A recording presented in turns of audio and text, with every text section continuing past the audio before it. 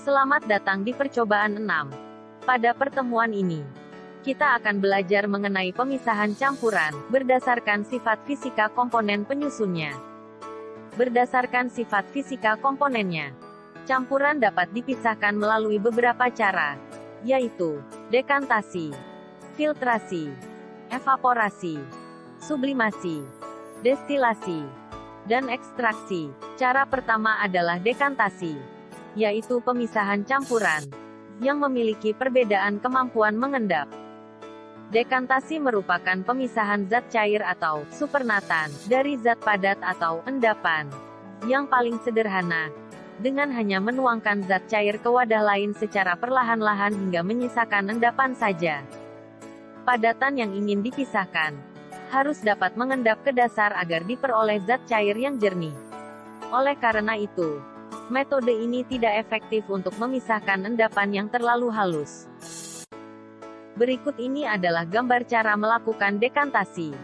Campuran dituangkan dengan beaker gelas secara perlahan, dengan ditahan oleh batang pengaduk.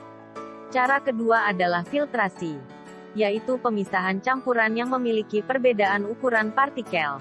Filtrasi dilakukan dengan memisahkan zat padat dari zat cair, dalam suspensi dengan menggunakan suatu medium, yang memungkinkan hanya dapat dilewati zat cair, sedangkan zat padat akan tertahan. Berikut adalah gambar cara melakukan filtrasi. Salah satu medium yang umum digunakan untuk filtrasi di laboratorium adalah kertas saring. Mula-mula kertas saring dilipat menjadi dua bagian sama besar, lalu dilipat kembali, dan dibuka membentuk kerucut, yang ukurannya sesuai dengan corong. Kertas saring yang berbentuk kerucut kemudian diletakkan pada corong yang telah disanggah. Selanjutnya, campuran zat padat dan zat cair dituang menyusuri batang pengaduk. Cara ketiga adalah evaporasi, yaitu pemisahan campuran yang memiliki perbedaan kemampuan menguap. Evaporasi dilakukan dengan memisahkan zat padat atau zat terlarut dari zat cair atau pelarut dalam larutan, dengan memanaskan pelarut hingga habis menguap, dan menyisakan zat padat terlarut. Berikut merupakan gambar cara melakukan evaporasi, yaitu dengan memanaskan larutan di atas pemanas spiritus hingga pelarut habis menguap. Cara keempat adalah dengan sublimasi, yaitu pemisahan campuran yang memiliki perbedaan kemampuan menyublim.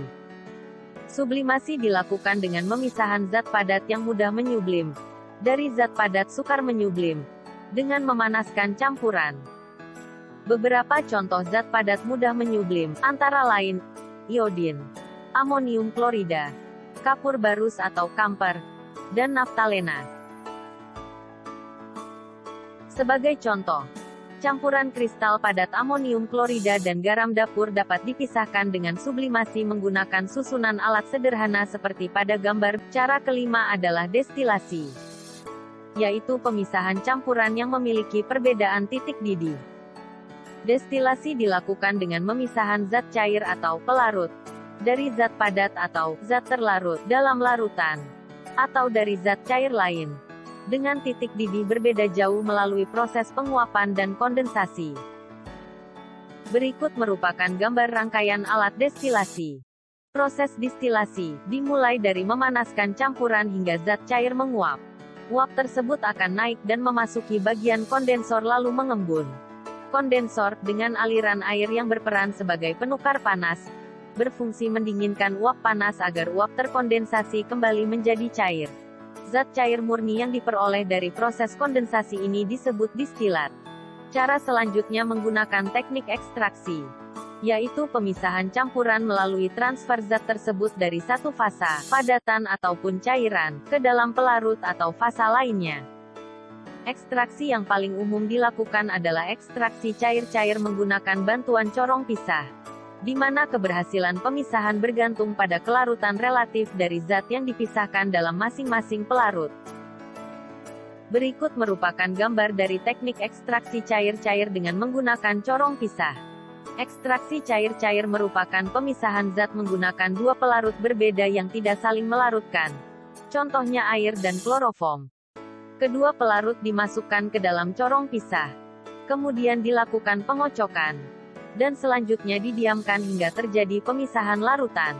Pelarut yang memiliki berat jenis lebih tinggi akan berada di lapisan bawah. Zat terlarut akan berada pada lapisan pelarut yang memiliki kelarutan lebih tinggi berdasarkan prinsip like dissolve like.